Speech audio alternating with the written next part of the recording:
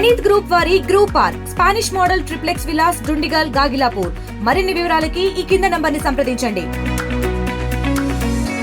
సాయంత్రం సీతారాంపల్లి క్రాస్లో ఉన్న డాబా దగ్గర చిన్న సంఘటన జరిగింది.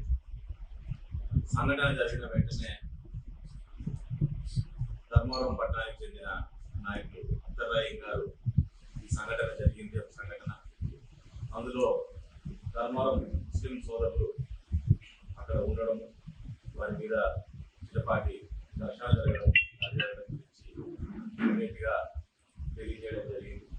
తెలియజేసిన వెంటనే బాధితులతో దాదా కలందర్ గారితో మాట్లాడడం జరిగి అక్కడ జరిగిన ఏం జరిగింది, ఏ రకంగా సంఘటన జరిగింది అనేది వారితో తెలుసుకొని ఇమ్మీడియట్గా వారికి ఏదైనా సరే వారికి తగు న్యాయం ఖచ్చితంగా జరిగేటట్టుగా చూస్తామని ఆయనతో కూడా మాట్లాడడం. మరి అది అయిపోగానే వెంటనే సిఐ గారికి, నాగేంద్ర ప్రసాద్ గారికి వంటంలోకి వచ్చామంటే వంటంలో నాగేంద్ర ప్రసాద్ గారితో మాట్లాడడం, మరి దాంతోపాటు డిఎస్పీ గారితో కూడా ఇమ్మీడియట్గా మాట్లాడి తప్పు జరిగినప్పుడు ఎవరైనా సరే దాన్ని ఖచ్చితంగా దాని మీద చర్యలు తీసుకోండి. ఈ రకమైన సంఘటనలు మన ప్రాంతంలో ఎప్పుడు గతంలో లేవు, మరి ముందు జరగకూడదు అన్నప్పుడు ఖచ్చితంగా దాని మీద తగు చర్యలు ఖచ్చితంగా తీసుకోవాలి, అది ఎవరైనా సరే అని చెప్పి చెప్పడం జరిగింది.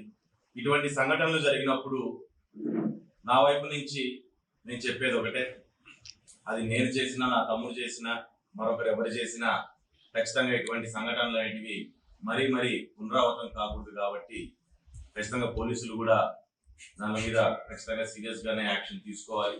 వారు తీసుకునే ఎనీ యాక్షన్కి మేము కూడా అడ్డం పోవడానికో లేకుంటే దాంట్లో సమర్థించడానికి కూడా నేనే కాదు, నా స్థానంలో ఇంకెవరున్నా కానీ దాన్ని ఖచ్చితంగా దాన్ని సమర్థించకూడదని చెప్పి నేను తెలియజేస్తున్నాను.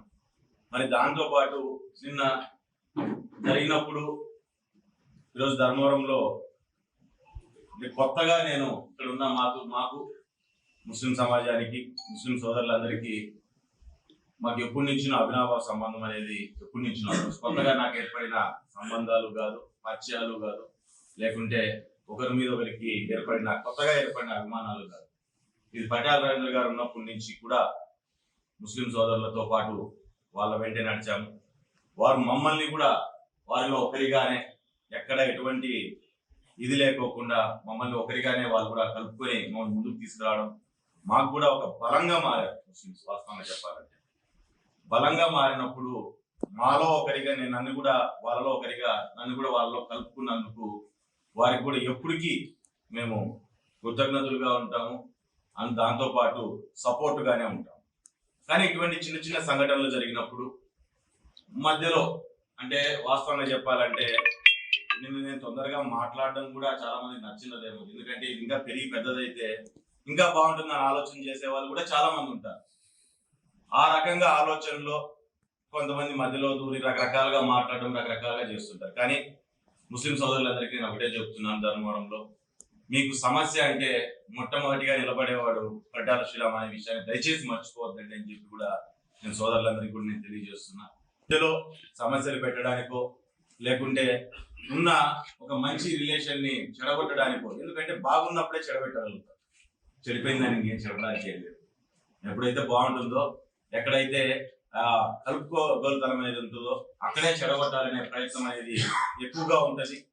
అటువంటి ఉద్దేశాలతో కూడా చాలా మంది చాలా వ్యాఖ్యలు కానీ, చాలా మాటలు కానీ, చాలా కామెంట్స్ కానీ చాలా తీసుకొస్తుంటారు. కానీ ఒక విషయాన్ని గుర్తుపెట్టుకోండి, ముస్లిం సోదరులు అంటే పార్టీలతో, వర్గాలతో సంబంధం లేకుండా మీ ఎగ్జిస్టెన్స్ కి ఇబ్బంది వచ్చినప్పుడు మొట్టమొదటి నిలబడేవాడు ధర్మవరంలో పరిటాల శ్రీరామ్ అనే విషయాన్ని దయచేసి మీరు అందరూ గుర్తుపెట్టుకోవాల్సిందిగా కోరుతున్నాను.